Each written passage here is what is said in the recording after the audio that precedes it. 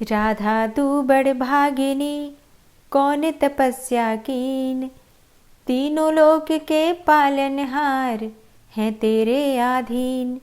आज की कथा में आप सभी भक्तों का हार्दिक स्वागत है। भगवान श्री कृष्ण और श्रीमती राधा रानी की कृपा सदैव आप और आपके समस्त परिवार पर बनी रहे। कल की कथा सुनने के लिए आप सभी भक्तों का बहुत बहुत आभार। और आज की कहानी एक सच्ची कहानी है, बरसाने की। श्री राधा रानी के अपने गांव बरसाने की कहानी। बरसाने के एक संत की सत्य कथा। एक समय की बात है, बरसाने में एक संत रहा करते थे। प्रतिदिन वो सुबह उठते थे, यमुना जी में स्नान करते थे और राधा रानी के दर्शन के लिए जाया करते थे। ये नियम हर रोज का था। जब तक वो राधा रानी के दर्शन नहीं कर लेते थे तब तक वो जल भी ग्रहण नहीं करते थे। और राधा रानी के दर्शन करते करते उनकी उम्र लगभग 80 वर्ष की हो गई थी। जब एक दिन वो सुबह उठे और प्रतिदिन की तरह ही उठकर वो यमुना में स्नान करने गए, फिर राधा रानी के दर्शन को चले गए। मंदिर के पट खुले और राधा रानी के वो दर्शन करने लगे। दर्शन करते करते ही उनके मन में ये भाव आया कि मुझे राधा रानी के दर्शन करते करते आज 80 वर्ष हो गए, लेकिन मैंने आज तक राधा रानी को कोई भी वस्त्र नहीं चढ़ाया। लोग राधा रानी के लिए कोई नारियल लाता है, कोई चुनरिया लाता है, कोई चूड़ी लाता है, कोई बिंदी लाता है, कोई साड़ी लाता है, कोई लहंगा लाता है, कोई लहंगा चुनरिया लेकर आता है, लेकिन मैंने तो आज तक अपनी राधा रानी को कुछ भी नहीं चढ़ाया है। ये विचार संत जी के मन में आया कि जब सभी मेरी राधा रानी के लिए कुछ न कुछ लेकर आते हैं तो मैं भी अपनी राधा रानी के लिए कुछ न कुछ जरूर लेकर आऊँगा। फिर संत ने अपने मन में कहा, लेकिन क्या लाऊं जिससे कि मेरी राधा रानी खुश हो जाए। अब संत जी सोचते सोचते अपनी कुटिया में आ गए। सारी रात सोचते सोचते ही सुबह हो गई। उठे और उठकर स्नान किया और आज अपनी कुटिया में ही राधा रानी के दर्शन पूजन किए। दर्शन के बाद मार्केट में जाकर सबसे सुंदर वाला लहंगा चुनरिया का कपड़ा लाए और अपनी कुटिया में आकर के अपने ही हाथों से लहंगा चुनरिया को सिला और सुंदर से सुंदर उस लहंगा चुनरिया में गोटा लगाए। फिर जब पूरी तरह से लहंगा चुनरिया को तैयार कर लिया तो मन में सोचा कि इस लहंगा चुनरिया को मैं अपनी राधा रानी को पहनाऊंगा तो मेरी राधा रानी बहुत सुंदर लगेंगी। ये सोच करके आज संत जी उस लहंगा चुनरिया को लेकर राधा रानी के मंदिर को चले। मंदिर की सीढ़ियां चढ़ने लगे और अपने मन में सोच रहे हैं कि आज मेरे हाथों के बनाए हुए लहंगा चुनरिया राधा रानी को पहनाऊंगा तो मेरी लाडली खूब सुंदर लगेगी। ये सोचते सोचते ही वो सीढ़ियां चढ़ते जा रहे थे। इतने में ही एक बरसाना की लड़की लाली आई और बाबा से कहती है कि बाबा बाबा, आज तो आप बहुत ही खुश हो, क्या बात है बाबा बताओ ना। तो बाबा ने कहा, आज तो मैं बहुत खुश हूँ क्योंकि आज मैं अपने हाथों से राधा रानी के लिए लहंगा चुनरिया बनाकर लाया हूँ। इस लहंगा चुनरिया को राधा रानी जी को पहनाऊंगा और मेरी राधा रानी बहुत सुंदर दिखेंगी। संत जी की बातें सुनकर लाली ने कहा, बाबा बाबा मुझे भी दिखाओ ना, आपने लहंगा चुनरिया कैसी बनाई है। जब लाली जिद करने लगी तो संत जी ने उसे लहंगा और चुनरिया दिखाया। लहंगा चुनरिया देखकर वो लड़की बोली, बाबा बाबा ये लहंगा चुनरिया तुम मुझे दे दो, राधा रानी के पास तो बहुत सारी पोशाकें हैं। तो महात्मा बोले कि बेटी तुमको मैं दूसरी बाजार से दिलवा दूंगा, ये तो मैं अपने हाथों से बनाकर राधा रानी के लिए ही लेकर जा रहा हूँ, तुमको मैं कोई और दूसरा दिलवा दूंगा। लेकिन उस छोटी सी बालिका ने बाबा का दुपट्टा पकड़ लिया। बाबा बाबा ये मुझे दे दो। पर संत भी जिद करने लगे कि दूसरी दिलवाऊंगा, ये नहीं दूंगा। लेकिन वो बच्ची भी इतनी तेज थी कि संत से हाथ छुड़ाकर लहंगा चुनरिया को छीन कर भाग गई। अब तो बाबा को बहुत ही दुख लगा कि मैंने आज तक राधा रानी को कुछ नहीं चढ़ाया, लेकिन जब लेकर आया तो लाली लेकर भाग गई। मेरा तो जीवन ही खराब है, अब क्या करूंगा। ये सोच करके संत उसी सीढ़ियों में बैठे बैठे ही रोने लगे। इतने में कुछ संत वहां आए और पूछा, क्या बात है बाबा, आप रो क्यों रहे हो। तो बाबा ने उन संतों को पूरी बात बताई। संतों ने बाबा को समझाया और कहा कि आप दुखी मत हो, कल दूसरी लहंगा चुनरिया बना के राधा रानी को पहना देना, चलो राधा रानी के दर्शन कर लेते हैं। इस प्रकार संतों ने बाबा को समझाया और राधा रानी के दर्शन को लेकर चले गए। अब रोना तो बंद हो गया, लेकिन मन बहुत खराब था क्योंकि कामना पूरी नहीं हुई ना। तो अनमने मन से राधा रानी का दर्शन करने संत जा रहे थे और मन में ही ये सोच रहे थे कि मुझे लगता है कि किशोरी जी की इच्छा ही नहीं थी। शायद राधा रानी मेरे हाथों से बनी पोशाक पहनना ही नहीं चाहती थी। ऐसा सोचकर बड़े दुखी होकर जा रहे थे। मंदिर आकर राधा रानी के पट खुलने का इंतजार करने लगे। थोड़ी देर में ही मंदिर के पट खुले तो संतों ने कहा, बाबा देखो, आज तो हमारी राधा रानी बहुत ही सुंदर लग रही हैं। संतों की बात सुनकर के जैसे ही बाबा ने अपना सिर उठा करके देखा तो जो लहंगा चुनरिया बाबा ने अपने हाथों से बनाया था वही आज राधा रानी ने पहना हुआ था। अब बाबा बहुत ही खुश हो गए और राधा रानी से कहा कि हे राधा रानी, आपसे इतना भी सब्र नहीं हो रहा कि आप मेरे हाथों से मंदिर की सीढ़ियों से ही लेकर भाग गई, ऐसा क्यों? तब सर्वेश्वरी श्री राधा रानी ने कहा कि बाबा, आपके भाव को देखकर मुझसे रहा ही नहीं गया, और ये केवल पोशाक नहीं है, इसमें आपका प्रेम है। इसलिए तो मैं खुद ही आकर के आपसे लहंगा चुनरिया छीन कर भाग गई थी। इतना सुनकर के बाबा भाव विभोर हो गए और बाबा ने उसी समय किशोरी जी का धन्यवाद किया। श्री राधा रानी जी न सिर्फ ब्रजधाम की महारानी हैं, बल्कि कृष्ण के हृदय की स्वामिनी भी हैं। मान्यता है कि कृष्ण को पाने के लिए या उनकी कृपा को प्राप्त करने के लिए राधा नाम की धुन ही काफ़ी है। राधा रानी के जाप से व्यक्ति को श्री कृष्ण का विशेष आशीर्वाद भी मिल जाता है और श्री राधा रानी की कृपा भी उसे प्राप्त हो जाती है। यूँ तो राधा रानी के कई नाम हैं, लेकिन ब्रज में उन्हें राधा के अलावा किशोरी नाम से भी पुकारा जाता है। राधा रानी के किशोरी नाम पढ़ने के पीछे भी एक बड़ी ही दिलचस्प कथा है, जो आज मैं आपसे शेयर करने वाली हूँ। आखिर कैसे पड़ा राधा रानी का किशोरी नाम? पौराणिक कथा के अनुसार द्वापर युग में अष्टावक्र नाम के एक प्रकांड विद्वान एवं संत हुआ करते थे। ऋषि अष्टावक्र का शरीर अपने ही पिता द्वारा मिले हुए श्राप के कारण 8 स्थानों से टेढ़ा था, यानी कि उनके शरीर के 8 अंगों की बनावट टेढ़ी मेढ़ी थी। अब इसी कारण से वो जहाँ भी जाते थे लोग उनका उपहास करते थे और लोगों का यह व्यवहार देखकर ऋषि अष्टावक्र उन्हें श्राप दे दिया करते थे। फिर एक दिन ऋषि अष्टावक्र जब बरसाना पहुँचे तो वहाँ उनकी भेंट हुई श्री राधा रानी से। राधा रानी भगवान श्री कृष्ण के साथ ही विराजमान थी। अष्टावक्र जी को देखकर श्री राधा रानी धीमी धीमी मुस्कुराने लगी। अब जैसे ही अष्टावक्र जी ने उन्हें यूं मुस्कुराता देखा तो वो क्रोधवश राधा रानी को श्राप देने लगे, परंतु श्री कृष्ण ने अष्टावक्र जी को रोकते हुए उनसे निवेदन किया कि ये श्राप देने से पहले एक बार राधा रानी के मुस्कुराने के पीछे का कारण तो जान लीजिए। तब जब अष्टावक्र जी ने कारण पूछा तो श्री राधा रानी ने उन्हें अपने हंसने का मुख्य कारण बताया। श्री राधा रानी ने कहा कि वो अष्टावक्र जी के अंतर मन में समाहित श्री कृष्ण की छवि को देखकर हंस रही हैं। अष्टावक्र के भीतर का ज्ञान और उस ज्ञान के स्रोत कृष्ण की मनोरम छवि से श्री राधा रानी आनंदित हो रही हैं। राधा रानी की पूरी बात सुनकर अष्टावक्र ऋषि ने अपनी भूल के लिए क्षमा मांगी और प्रसन्न होकर श्री राधा रानी को आजीवन किशोर अवस्था में रहने का ही वरदान दे दिया। फिर किशोर अवस्था से ही राधा रानी का नाम किशोरी पड़ गया। तभी से श्री राधा रानी को किशोरी जी कहा जाने लगा और आज भी ब्रज की हर बालिका को किशोरी जी का ही रूप माना जाता है। राधा रानी की किशोरी रूप में पूजा भी की जाती है और उनका भव्य श्रृंगार भी होता है। आज की श्री राधा रानी की कथा आपको कैसी लगी कमेंट बॉक्स में ज़रूर बताइए, और अच्छी लगी हो कथा तो कमेंट बॉक्स में राधे राधे लिखना बिल्कुल मत भूलिए। और अब ठाकुर जी का ध्यान करके आज की इस पावन और परम कल्याणकारी कथा का श्रवण करते हैं। और कल की कथा में आपने एकादशी व्रत के नियम और विधि के बारे में जाना। आज आप जानने वाले हैं उद्यापन विधि के बारे में। एकादशी व्रत का उद्यापन कब और कैसे करना चाहिए, इस विषय में भारद्वाज ऋषि कहते हैं कि विधि पूर्वक 1 वर्ष तक एकादशी व्रत का पालन करना चाहिए। मतलब जब तक आपका 1 वर्ष पूरा न हो तब तक आप विधि पूर्वक एकादशी का व्रत कीजिए और वर्ष पूरा होने पर आपको उद्यापन करना है। उद्यापन किस महीने में करना चाहिए, तो इस विषय में भारद्वाज ऋषि कहते हैं कि मार्गशीर्ष मास के शुभ शुक्ल पक्ष में एकादशी व्रत का उद्यापन किया जाता है। उसमें विधि के जानने वाले 12 ब्राह्मणों को आमंत्रित करके 13वें विधिज्ञ आचार्य को पत्नी सहित आमंत्रित करें। मतलब 12 ब्राह्मण आएंगे और जो आचार्य होंगे जो कि विधि पूर्वक पूजन इत्यादि करवाते हैं वो ब्राह्मण और ब्राह्मणी पति पत्नी दोनों आएंगे। इस प्रकार से 13 ब्राह्मण हो जाएंगे और 1 ब्राह्मणी हो जाएगी। यजमान स्नान करके पवित्र होकर श्रद्धा एवं इंद्रिय संयम पूर्वक पाद्य, अर्घ्य और वस्त्र आदि सामग्रियों से आचार्य आदि का पूजन करें।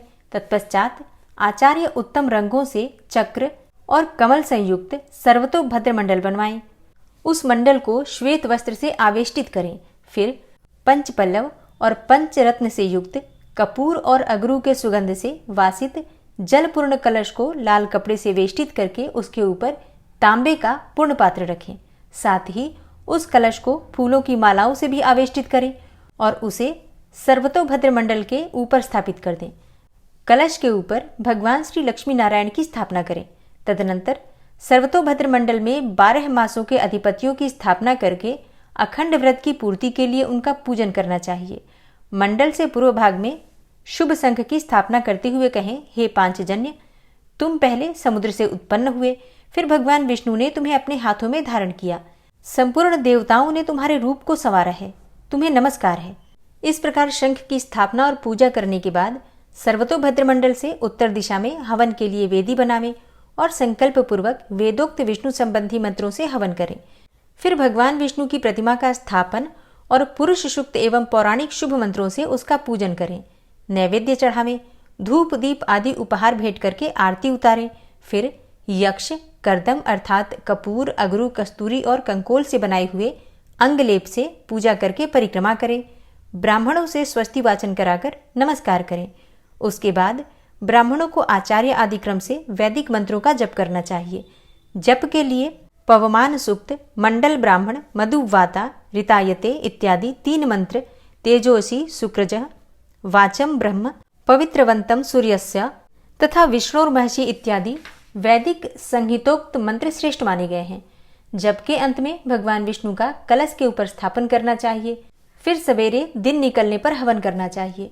यज्ञ अग्नि क्रियापरायण पुरुष पहले पात्र स्थापन करके विधि पूर्वक पूजा करने के पश्चात स्तुति करे। उसके बाद अपनी शाखा के गृहसूत्र में बताई हुई विधि के अनुसार चरु पूर्वक होम करे। चरु 2 पात्रों में तैयार करें। फिर पुरुष सूक्त के मंत्र से चरु की 16 आहुतियां दें तथा घृतयुक्त पायस द्वारा 4 बार श्रेष्ठ आहुति प्रदान करें। उसके बाद प्रादेश मात्र अर्थात अंगूठे से लेकर तर्जनी तक की लंबी 100 पलाश की समिधाएं लेकर उन्हें घी में डुबो दें और इदम विष्णु विचक्रमे इत्यादि मंत्रों से कर्म की सिद्धि के लिए उनका हवन करें। समिधाओं की 100 आहुति देने के बाद तिल की 200 आहुतियां दें। इस प्रकार वैष्णव होम करके गृह यज्ञ प्रारंभ करें। उसमें भी क्रमशः समिधा होम, चरु होम और तिल होम करने चाहिए। तत्पश्चात स्वस्ति वाचन कराकर पूजन करें। फिर ऋत्विजों को दक्षिणा दें और भगवान की प्रसन्नता के लिए ब्राह्मण को एक दूध देने वाली गौ तथा सुंदर बैल दें। तदनंतर ब्राह्मणों को 13 पद दान करें। सपत्नीक आचार्य को अर्थात जिस ब्राह्मण को आपने पति पत्नी दोनों को जोड़े में बुला रखा है उन्हें वस्त्रों से संतुष्ट करें और धन सहित महादान दें। और पारण कर लेने पर रात को ब्राह्मणों को जल से भरे हुए वस्त्र वेष्टित 25 कलश दान करें। अपनी शक्ति के अनुसार व्रत का उद्यापन करना चाहिए। इस प्रकार अखंड एकादशी व्रत का वर्णन किया गया। अब यहीं पर एक और चीज मैं आप लोगों से कहना चाहूंगी, जैसे कि इसमें जो व्रत के उद्यापन की विधि बताई गई है ये विस्तृत है। मतलब सबके लिए इतना संभव नहीं हो पाता है कि वो 12 या 13 ब्राह्मण बुलाएं। फिर जिस प्रकार से इसमें गौ इत्यादि दान करने के लिए कहा गया है वो सबसे नहीं हो पाता है। ऐसे में अंत में जो लाइन कही गई है उस पर ध्यान दीजिए। सारी विधि बताने के बाद अंतिम लाइन में भरद्वाज ऋषि कहते हैं कि अपनी शक्ति के अनुसार व्रत का उद्यापन करना चाहिए। मतलब जो आपकी सामर्थ्य में हो उसके अनुसार आप व्रत का उद्यापन कर सकते हैं। अगर आपसे हो पाता है तो आप 12-13 ब्राह्मण बुलाकर और विधि पूर्वक जैसा इसमें बताया गया है उद्यापन कर सकते हैं। और अगर आपसे इतना नहीं हो पाता, इतनी आपकी सामर्थ्य नहीं है, तो ऐसे में आप 5 ब्राह्मण बुला सकते हैं। अगर आप 5 ब्राह्मण भी नहीं बुला पाते हैं तो 1 ब्राह्मण 1 ब्राह्मणी मतलब जो आचार्य आएंगे उन्हें पत्नी के सहित बुलाइए और उनसे ही एकादशी व्रत का उद्यापन करवा लीजिए, पूजा करवा लीजिए। और उसके बाद पति पत्नी दोनों को यथासंभव यथाशक्ति दान दक्षिणा देकर और विदा कीजिए। अब देखिए, ये मत कहिएगा कि आप अपने आप ही व्रत का उद्यापन करना चाहते हैं, क्योंकि एकादशी का व्रत महाव्रत माना गया है, व्रतों का राजा माना गया है। हमसे जो भी जाने अनजाने गलतियां हो जाती हैं व्रत के दौरान, अगर उद्यापन हम सही प्रकार से करते हैं तो हमारे व्रत का संपूर्ण फल हमें प्राप्त होता है। ब्राह्मण के घर में आने से पापों का नाश होता है। एक ब्राह्मण भी अगर आपके घर में आता है और वो भोजन करता है तो आपके घर की कितनी ही परेशानियां समाप्त हो जाती हैं। अगर वो कर्मकांडी ब्राह्मण हो जो कि पूजा पाठ करते हो, उन ब्राह्मणों की बात कर रही हूं मैं। तो जो विद्वान ब्राह्मण आते हैं, पति पत्नी दोनों आते हैं एकादशी के दिन, और कुछ पूजा वो एकादशी के दिन करवा कर जाते हैं, वो भी व्रत धारण करते हैं। जो भी आचार्य आपके एकादशी व्रत का उद्यापन करवाते हैं वो स्वयं भी एकादशी व्रत कर रहे होंगे, क्योंकि दोनों पति पत्नी व्रत की अवस्था में ही रहते हैं। आचार्य ब्राह्मण भी और आप भी पति पत्नी व्रत की अवस्था में ही रहेंगे, या फिर अगर आप अकेले भी कर रहे हैं जैसे कि पति या पत्नी, तो जो भी व्रत का उद्यापन करता है वो तो व्रत में होता ही है। ब्राह्मण आचार्य जो आते हैं पति पत्नी वो भी व्रत में होते हैं, मतलब ये नियम ही है। फिर एकादशी के दिन आकर वो कुछ पूजा करवा कर जाते हैं और पूजा कराने के बाद फलाहार करेंगे आप ही के घर पर। जो भी उद्यापन करवाते हैं उनके घर पे वो फलाहार करते हैं। फिर द्वादशी के दिन वो आते हैं और विधि पूर्वक शुभ मुहूर्त में उद्यापन करवाते हैं और भोजन करते हैं, मतलब व्रत का पारण वो भी करते हैं। फिर ब्राह्मण के चरण स्पर्श करके आप आशीर्वाद लेंगे और यथाशक्ति यथासंभव दान दक्षिणा देकर आप ब्राह्मण को विदा करते हैं। पूरी तरह से आपकी अपनी इच्छा पर निर्भर करता है आप कौन सी सामग्री का दान करना चाहते हैं। वैसे जब हम एकादशी व्रत का उद्यापन करते हैं तो कोशिश करना चाहिए हर उस सामग्री का दान करें जो कि हम चाहते हैं कि हमें भी प्राप्त हो, इस जन्म में भी और अगले जन्म में भी। तो अपनी सामर्थ्य के अनुसार चाहे थोड़ी सी ही सही पर प्रत्येक वस्तु दान करने का प्रयास कीजिए। जैसे कि थोड़ा बहुत अन्न का भी दान कीजिए जितना आपके पास उपलब्ध हो, और वस्त्रों का भी दान दीजिए, कम से कम 5 वस्त्र पति पत्नी दोनों के लिए। इसी प्रकार से आप चाहें तो 5 बर्तन कर सकते हैं, और गौदान के निमित्त आप चाहें तो कुछ पैसे दे सकते हैं दक्षिणा स्वरूप में। देखिए, मतलब अगर आप 11 या 21 रुपए भी गौदान का नाम लेकर देते हैं कि ये गौदान के लिए है तो उसे गौदान में माना जाता है, ठीक है। तो ऐसा मत समझिए कि आप 10-20 हजार देंगे तभी गौदान माना जाएगा। तो मतलब अपनी शक्ति सामर्थ्य के अनुसार आप कुछ पैसे ब्राह्मण को ये कहकर दीजिए कि ये गौदान के लिए है। इसके साथ ही अपनी सामर्थ्य के अनुसार कुछ फल कुछ मिठाइयों का भी दान आपको एकादशी व्रत के उद्यापन में करना चाहिए। तो कौन सी सामग्री कितनी संख्या में देनी है, कितनी मात्रा में देनी है, ये पूरी तरह से आपकी सामर्थ्य पर निर्भर करता है। मतलब सामर्थ्य के अनुसार सामग्री कम या ज्यादा कर लीजिए, लेकिन हर सामग्री देने का प्रयास कीजिए। और उद्यापन ब्राह्मण के द्वारा ही करवाइए, क्योंकि ब्राह्मण जब आएंगे तो विधि विधान से हवन इत्यादि भी करवा देंगे, पूजा भी करवा देंगे, आपसे क्षमा प्रार्थना इत्यादि मंत्रों के द्वारा करवाते हैं।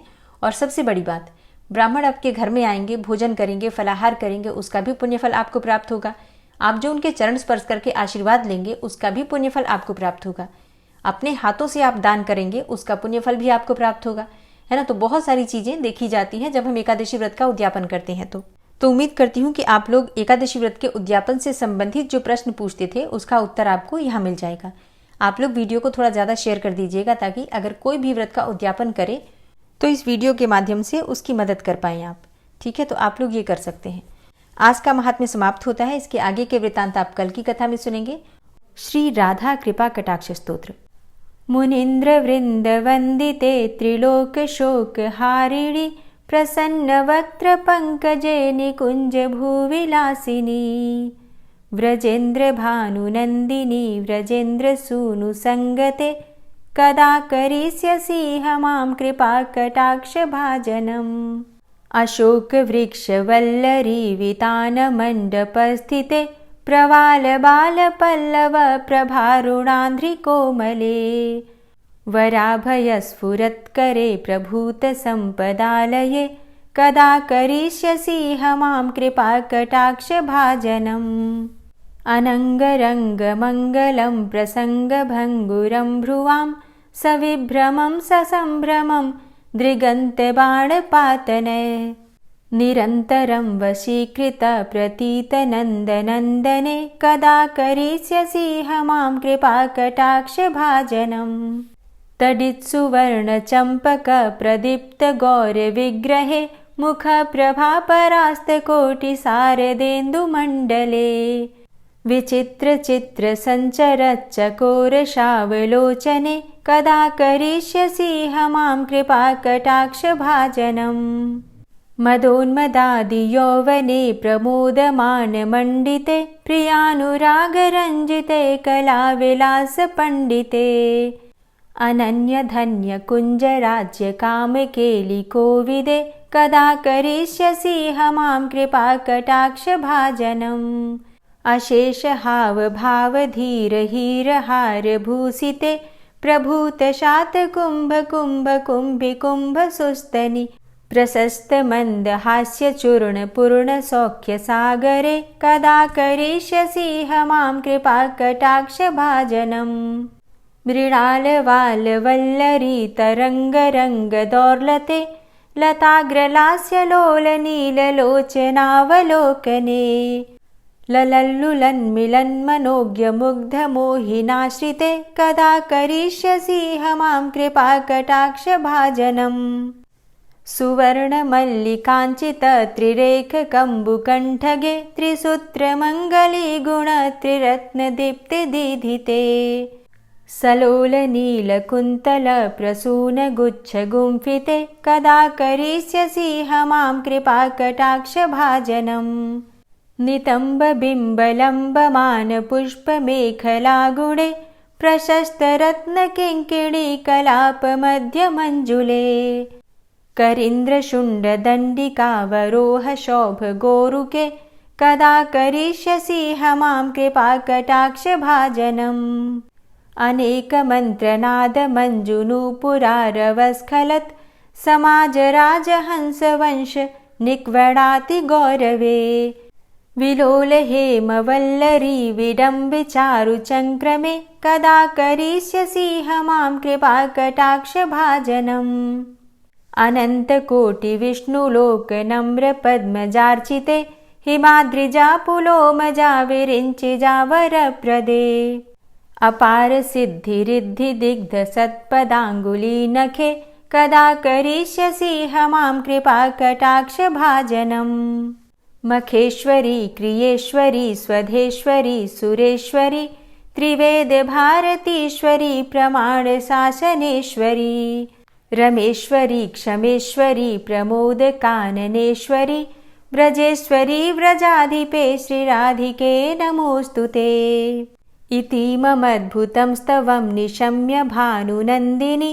करोतु सन्ततं जनं कृपाकटाक्षभाजनम् भवेत्तदैव सञ्चितत्रिरूपकर्मनाशनं लभेत्तदा ब्रजेन्द्रसूनुमण्डलप्रवेशनम् जय जय श्री राधे, जय जय श्री राधे। गजेंद्र मोक्ष पाठ। शुक जी ने कहा कि बुद्धि के अनुसार पिछले अध्याय में वर्णन किए गए रीति से अपने मन को नियंत्रित करके और हृदय को स्थिर करके गजेंद्र अपने पिछले जन्म में याद किए गए सर्वोच्च कार्य और बार बार जप किए जाने वाले स्तोत्र का जप करने लगा। गजेंद्र ने मन ही मन श्री हरि को ध्यान करते हुए कहा कि जिनके प्रवेश करने से शरीर और मस्तिष्क चेतन की तरह व्यवहार करने लगते हैं, ओम द्वारा लक्षित और पूरे शरीर में प्रकृति और पुरुष के रूप में प्रवेश करने वाले उस सर्वशक्तिमान देवता का मैं मन ही मन स्मरण करता हूँ, जिनके सहारे ये पूरा संसार टिका हुआ है और जिनसे ये सारा संसार अवतरित हुआ है, जिन्होंने प्रकृति की रचना की है और जो खुद उसके रूप में ही प्रकट है, लेकिन उसके बावजूद भी वो इस पूरी दुनिया में सर्वोपरि और श्रेष्ठ हैं। ऐसे अपने आप और बिना किसी कारण के भगवान की मैं शरण में जाता हूँ। अपने संकल्प शक्ति के बल पर अपने ही स्वरूप में रचित और सृष्टि काल में प्रकट एवं प्रलय में अप्रकट रहने वाले इस शास्त्र प्रसिद्धि प्राप्त कार्य कारण रूपी संसार को जो बिना कुंठित दृष्टि के साक्ष्य रूप में देखते रहने पर भी लिप्त नहीं होते, चक्षु आदि प्रकाशकों के परम प्रकाशक प्रभु आप मेरी रक्षा करें। बीतते गए समय के साथ तीनों लोकों और ब्रह्मादि लोकपालों के पंचभूत में प्रवेश कर जाने पर और पंचभूतों से लेकर महत्वपूर्ण सभी कारणों के उनकी परम करुणा स्वरूप प्रकृति में मग्न हो जाने पर उस समय दुर्गेर और घोर अंधकार रूपेण प्रकृति ही बच रही थी। उस अंधकार से परे अपने परम धाम में जो सर्वव्यापी भगवान सभी दिशाओं में प्रकाशित होते रहते हैं, वो भगवान मेरी रक्षा करें। विभिन्न नाट्य रूपों में अभिनय करने वाले और उस अभिनेता के वास्तविक स्वरूप को जिस प्रकार से साधारण लोग भी नहीं जान पाते, उसी तरह से सत्व प्रधान देवता और महर्षि भी जिनके स्वरूप को नहीं जान पाते, ऐसे में कोई साधारण प्राणी उनका वर्णन कैसे कर सकता है। ऐसे दुर्गम चरित्र वाले भगवान मेरी रक्षा करें। अनेकों शक्ति से मुक्त, सभी प्राणियों को आत्मबुद्धि प्रदान करने वाले, सबके बिना कारण हित और अतिशय साधु स्वभाव ऋषि मुनिजन जिनके परम स्वरूप को देखने की इच्छा के साथ वन में रहकर अखंड ब्रह्मचर्य तमाम अलौकिक व्रतों को नियमों के अनुसार पालन करते हैं, ऐसे प्रभु ही मेरी गति है।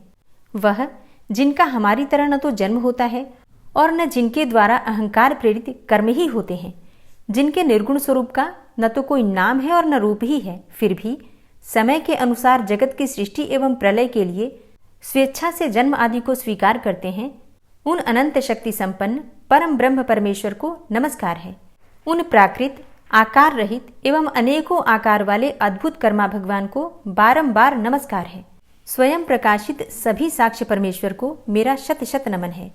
वैसे देव जो मन, वाणी और चित्तवृत्तियों से परे हैं, उन्हें मेरा बारंबार नमस्कार है। विवेक से परिपूर्ण, पुरुष के द्वारा सभी सत्व गुणों से परिपूर्ण, निवृत्ति धर्म के आचरण से मिलने योग्य और मोक्ष सुख की अनुभूति रूपी भगवान को मेरा नमस्कार है।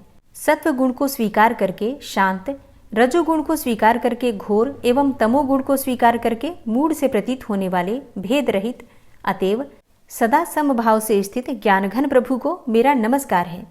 शरीर, इंद्रिय आदि के समुदाय रूप संपूर्ण पिंडों के ज्ञाता, सबके स्वामी एवं साक्षी रूप प्रभु को मेरा नमस्कार है।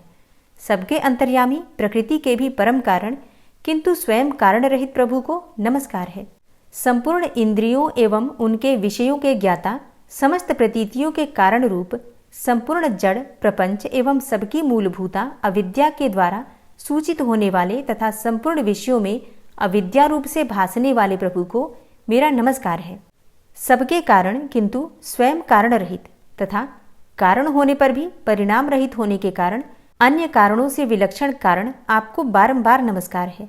संपूर्ण वेदों एवं शास्त्रों के परम तात्पर्य, मोक्ष रूप एवं श्रेष्ठ पुरुषों की परम गति भगवान को नमस्कार है। जो त्रिगुण रूप काष्ठों में छिपे हुए ज्ञान रूप अग्नि है, उक्त गुणों में हलचल होने पर जिनके मन में सृष्टि रचने की बाह्य वृत्ति जागृत हो उठती है तथा आत्मतत्व की भावना के द्वारा विधि निषेध रूप शास्त्र से ऊपर उठे हुए ज्ञानी महात्माओं में जो स्वयं प्रकाशित हो रहे हैं, उन प्रभु को मैं नमस्कार करता हूँ। मुझ जैसे शरणागत पशु तुल्य अर्थात अविद्याग्रस्त जीवों की अविद्या रूप फांसी को सदा के लिए पूर्ण रूप से काट देने वाले अत्यधिक दयालु एवं दया करने में भी कभी आलस्य न करने वाले नित्य मुक्त प्रभु को नमस्कार है। अपने अंश से संपूर्ण जीवों के मन में अंतर्यामी रूप से प्रकट होने वाले सर्वनियंता अनंत परमात्मा आपको नमस्कार है। शरीर, पुत्र, मित्र, घर, संपत्ति एवं कुटुंबियों में आसक्त लोगों के द्वारा कठिनता से प्राप्त होने वाले तथा मुक्त पुरुषों के द्वारा अपने हृदय में निरंतर चिंतित ज्ञान स्वरूप सर्वसमर्थ भगवान को नमस्कार है। जिन्हें धर्म, अभिलाषित भोग, धन तथा मोक्ष की कामना से भजने वाले लोग अपनी मनचाही गति पा लेते हैं, अपितु जो उन्हें अन्य प्रकार के अयाचित भोग एवं अविनाशी पार्षद शरीर भी देते हैं, वे अतिशय दयालु प्रभु मुझे इस विपत्ति से सदा के लिए उबार लें। जिनके अनन्य भक्त जो वस्तुतः एकमात्र उन भगवान के ही शरण हैं, धर्म, अर्थ आदि किसी भी पदार्थ को नहीं चाहते, अपितु उन्हीं के परम मंगलमय एवं अत्यंत विलक्षण चरित्रों का गान करते हुए आनंद के समुद्र में गोते लगाते रहते हैं, उन अविनाशी, सर्वव्यापक, सर्वश्रेष्ठ ब्रह्मादि के भी नियामक, अभक्तों के लिए प्रकट होने पर भी भक्ति योग द्वारा प्राप्त करने योग्य, अत्यंत निकट होने पर भी माया के आवरण के कारण अत्यंत दूर प्रतीत होने वाले, इंद्रियों के द्वारा अगम्य तथा अत्यंत दुर्विज्ञेय, अंत रहित किंतु सबके आदि कारण एवं सब ओर से परिपूर्ण उन भगवान की मैं स्तुति करता हूँ। ब्रह्मा आदि समस्त देवता, चारों वेद तथा संपूर्ण चराचर जीव नाम और आवृत्ति भेद से जिनके अत्यंत क्षुद्र अंश के द्वारा रचे गए हैं, जिस प्रकार प्रज्वलित अग्नि से लपटे तथा सूर्य से किरणें बार बार निकलती हैं और पुनः अपने कारण में ही लीन हो जाती हैं, उसी प्रकार बुद्धि, मन, इंद्रिय और नाना योनियों के शरीर, यह गुणमय प्रपंच जिन स्वयं प्रकाश परमात्मा से प्रकट होता है और पुनः उन्हीं में लीन हो जाता है, वे भगवान न तो देवता हैं और न असुर, न मनुष्य हैं न तिर्यक अर्थात मनुष्य से नीची, पशु, पक्षी आदि किसी भी योनि के प्राणी हैं, न वे स्त्री हैं और न पुरुष हैं और ना ही नपुंसक हैं, न वे ऐसे कोई जीव हैं जिनका इन तीनों ही श्रेणियों में समावेश हो सके, न वे गुण हैं, न कर्म है, न कार्य है और न तो कारण ही है। सबका निषेध हो जाने पर जो कुछ बच रहता है वही उनका स्वरूप है और वे ही सब कुछ हैं। ऐसे भगवान मेरे उद्धार के लिए आविर्भूत हों। मैं इस ग्राह के चंगुल से छूटकर जीवित नहीं रहना चाहता, क्योंकि भीतर और बाहर सब ओर से अज्ञान से ढके हुए इस हाथी के शरीर से मुझे क्या लेना है। मैं तो आत्मा के प्रकाश को ढक देने वाले उस अज्ञान की निवृत्ति चाहता हूँ, जिसका कालक्रम से अपने आप नाश नहीं होता, अपितु भगवान की दया से अथवा ज्ञान के उदय से ही होता है। इस प्रकार मोक्ष का अभिलाषी मैं विश्व के रचयिता, स्वयं विश्व के रूप में प्रकट तथा विश्व से सर्वथा परे, विश्व को खिलौना बनाकर खेलने वाले, विश्व में आत्मरूप से व्याप्त, अजन्मा, सर्वव्यापक एवं प्राप्य वस्तुओं में सर्वश्रेष्ठ भी भगवान को केवल प्रणाम ही करता हूँ, उनकी शरण में हूँ। जिन्होंने भगवत भक्ति रूप योग के द्वारा कर्मों को जला डाला है, वे योगी लोग उसी योग के द्वारा शुद्ध किए हुए अपने हृदय में जिन्हें प्रकट हुआ देखते हैं, उन योगेश्वर भगवान को मैं नमस्कार करता हूँ। जिनकी त्रिगुणात्मक अर्थात सत्व रज तम रूप शक्तियों का राग रूप वेग असह्य है, जो संपूर्ण इंद्रियों के विषय रूप में प्रतीत हो रहे हैं, तथापि जिनकी इंद्रियां विषयों में ही रची पची रहती हैं, ऐसे लोगों को जिनका मार्ग भी मिलना असंभव है, उन शरणागत रक्षक एवं अपार शक्तिशाली आपको बार बार नमस्कार है। जिनकी अविद्या नामक शक्ति के कार्यरूप अहंकार से ढके हुए अपने स्वरूप को यह जीव जान नहीं पाता, उन अपार महिमा वाले भगवान की मैं शरण में आया हूँ। जिसने पूर्वोक्त प्रकार से भगवान के भेद रहित निराकार स्वरूप का वर्णन किया था, उस गजराज के समीप जब ब्रह्मा आदि कोई भी देवता नहीं आए, जो भिन्न भिन्न प्रकार के विशिष्ट विग्रहों को ही अपना स्वरूप मानते हैं, तब साक्षात श्रीहरि, जो सबके आत्मा होने के कारण सर्वदेव स्वरूप हैं, वहां प्रकट हो गए। गजराज को उस प्रकार से दुखी देखकर तथा उसके द्वारा पड़ी हुई स्तुति को सुनकर सुदर्शन चक्रधारी जगदाधार भगवान इच्छानुरूप वेग वाले गरुड़ जी की पीठ पर सवार होकर स्तवन करते हुए देवताओं के साथ तत्काल उस स्थान पर पहुंच गए जहां पर वह हाथी था। सरोवर के भीतर महाबली ग्रह के द्वारा पकड़े जाकर दुखी हुए उस हाथी ने आकाश में गरुड़ की पीठ पर सवार चक्र उठाए भगवान श्री हरि को देखकर अपनी सूंड को, जिसमें उसने पूजा के लिए कमल का एक फूल ले रखा था, ऊपर उठाया और बड़ी ही कठिनाई से सर्वपूज्य भगवान नारायण आपको नमस्कार है, यह वाक्य कहा। उसे पीड़ित देखकर अजन्मा श्रीहरि एकाएक गरुड़ को छोड़कर नीचे झील पर उतर आए। वे दया से प्रेरित होकर ग्राह सहित उस गजराज को तत्काल झील से बाहर निकाल लाए और देवताओं के देखते ही देखते चक्र से मुंह चीरकर उसके चंगुल से हाथी को उबार लिया। गजेंद्र मोक्ष स्तोत्र संपूर्ण हुआ। और अब बड़े ही प्रेम से भक्ति भाव से जयकारा लगाइए भगवान श्री हरि विष्णु की जय। और अब आप सुनेंगे श्री तुलसी चालीसा। श्री तुलसी महारानी करु विनय सिरनाय, जो मम हो संकट विकट दीजे मात नशाय। नमो नमो तुलसी महारानी, महिमा अमित न जाए बखानी। दियो विष्णु तुमको सन्माना, जग में छायो सुयस महाना। विष्णु प्रिया जय जयति भवानी, तिहु लोक की हो सुख खानी। भगवत पूजा करे जो कोई, बिना तुम्हारे सफल न होई। जिन घर तव नहीं होय निवासा, उस घर कर ही विष्णु नहीं बासा। करे सदा जो तव नित सुमिरन, तेहि के काज होय सब पूरन। कार्तिक मास महात्म तुम्हारा, ताको जानत सब संसारा। तव पूजन जो करे कुंवारी, पावे सुंदर वर सुकुमारी। करे जो पूजा नित प्रति नारी, सुख संपत्ति से होय सुखारी। वृद्धा नारी करे जो पूजन, मिले भक्ति होवे पुलकित मन। श्रद्धा से पूजे जो कोई, भवनिधि से तर जावे सोई। कथा भागवत यज्ञ करावे, तुम बिन नहीं सफलता पावे।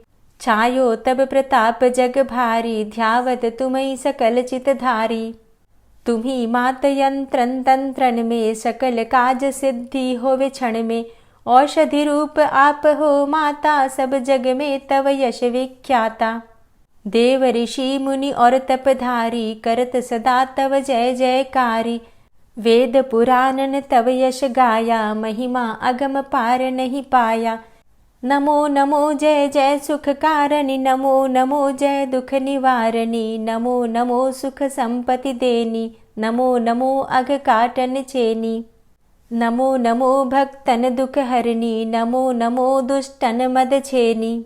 नमो नमो भव पार उतारणी, नमो नमो परलोक सुधारणी। नमो नमो निज भक्त उबारणी, नमो नमो जन काज सवारणी। नमो नमो जय कुमति नशावनी, नमो नमो सब सुख उपजावनी। जयति जयति जय तुलसी माई, ध्याऊं तुमको शीश नवाई। निज जन जानी मोहि अपनाओ, बिगड़े कारज आप बनाओ। करूं विनय मैं मात तुम्हारी, पूर्ण आशा करहु हमारी। शरण चरण कर जोरी मनाऊं, निश दिन तेरे ही गुण गाऊं। करहु मात अब मोह पर दाया, निर्मल होए सकल मम काया। मांगू मातु यही बर दीजे, सकल मनोरथ पूर्ण कीजे। जानू नहीं कछु नेम आचारा, क्षमहु मातु अपराध हमारा। 12 मास करे जो पूजा, तासम जग में और नहीं दूजा। प्रथम ही गंगा जल मंगवावे, फिर सुंदर स्नान करावे। चंदन अक्षत पुष्प चढ़ावे, धूप दीप नैवेद्य लगावे। करे आचमन गंगा जल से, ध्यान करे हृदय निर्मल से। पाठ करे फिर चालीसा की, स्तुति करे मात तुलसा की। यह विधि पूजा करे हमेशा, ताके तन नहीं रहे कलेशा। करे मास कार्तिक का साधन, सोवे नित पवित्र हुई जाहि। है यह कथा महासुखदाई, पढ़े सुने सो भव तर जाई। यह श्री तुलसी चालीसा, पाठ करे जो कोय। गोविंद सो फल पावही, जो मन इच्छा होय।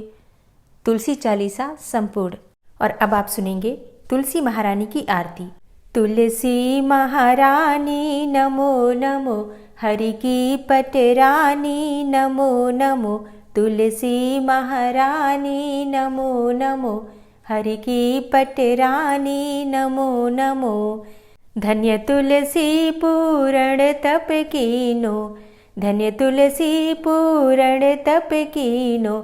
शालिग्राम की बनी पटरानी नमो नमो।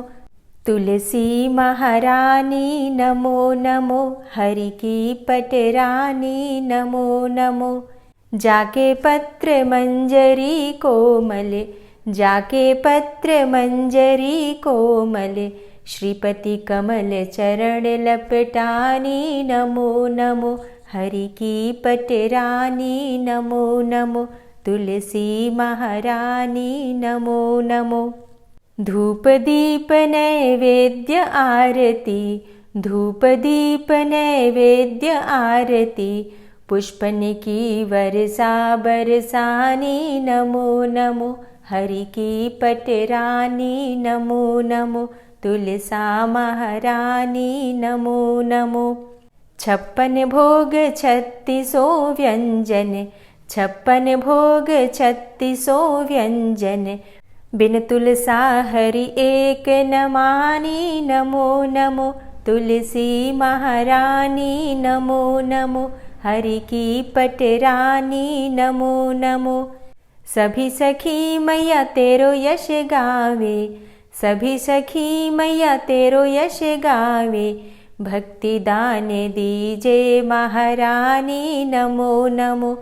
तुलसा महारानी नमो नमो, हरि की पटरानी नमो नमो। नमो नमो तुलसा महारानी, नमो नमो तुलसी महारानी। तुलसी महारानी नमो नमो, हरि की पटरानी नमो नमो।